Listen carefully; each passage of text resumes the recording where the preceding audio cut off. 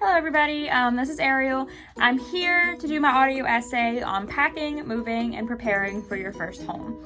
To give a little background information, me and my fiance currently are in the process of buying our first house.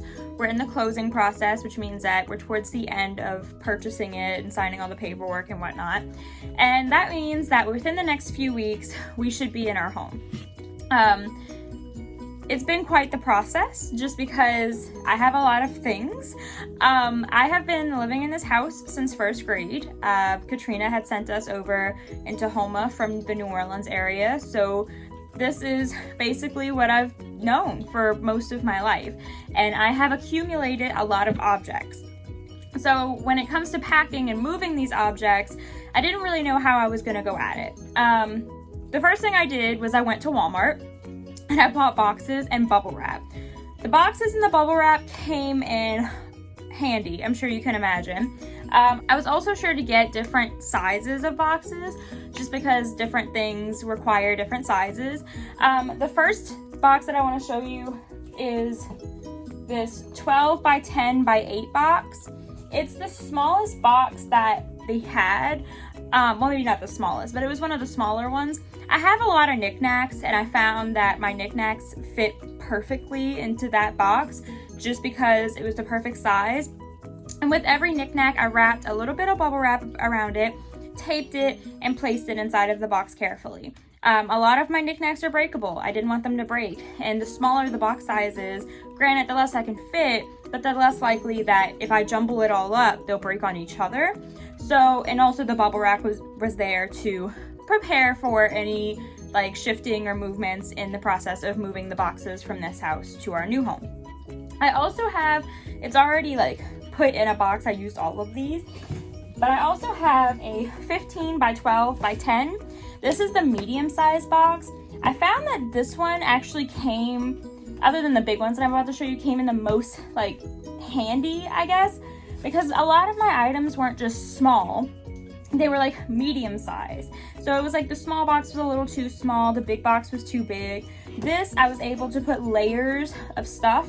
I think in this one I have kitchen stuff that I've collected over the years that my mom's bought me, like preparing me for when I move out. So I have a lot of that in here. It was just like plates and cups and bowls and whatnot. I also have this really big box. And this is the 16 by 16 by 17. It says medium on it. I'm not really sure why it says medium on it, because let's be fair, it's not really medium. But it was the biggest box that they had at Walmart, and I found that this was the one that came in the most handy when it came to packing all of my books. I have a lot of books. I have like 5 bookshelves. I have a lot of books. So that one was the best because I could layer the amount of books that I had in the box itself. And then I would tape it really well on both sides to make sure the box wouldn't collapse or anything like that.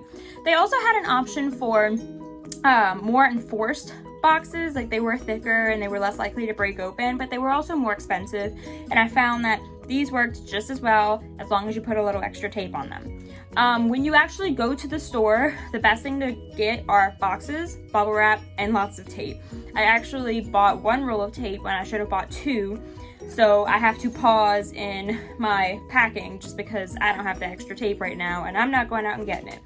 So the second thing I want to talk about is the actual moving process. So I have a lot of furniture, I have a lot of boxes, and I'm not even done. We also have all of his stuff that we need to move into the house. So the thing is that when you're trying to move, in order to prevent yourself from having to make several trips, make sure that all of your furniture is ready to be moved.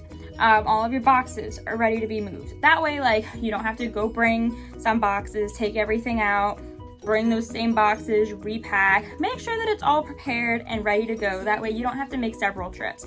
There's still a chance that you will make more than one, but it's in your best interest to prepare yourself the best you can. And the third thing I want to talk about is what you actually need for your first home. If you aren't in your first home yet, and say you still live with your parents, but you're looking to move out in the next few months or years or whatever, you have to think about what your parents buy on a daily basis that you currently don't have to buy.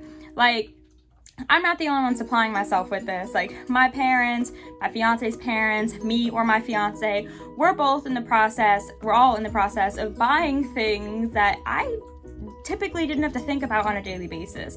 This includes a microwave, an air fryer, seasonings, cleaning supplies, alcohol, peroxide, Band-Aids, Neosporin. These are all things that you don't really think about because you just instantly grab for them when you're in your parents' home. But then when you're on your own, you are in charge of buying those items.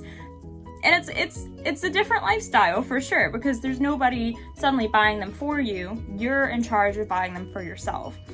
And these are just a few little tips on the moving process and the packing process. If you are going to pack a lot of stuff, make sure you buy enough boxes to make sure that you can pack all of your stuff. Like I started off with I think it was only 10 boxes, and I still had a lot of things that need to be packed.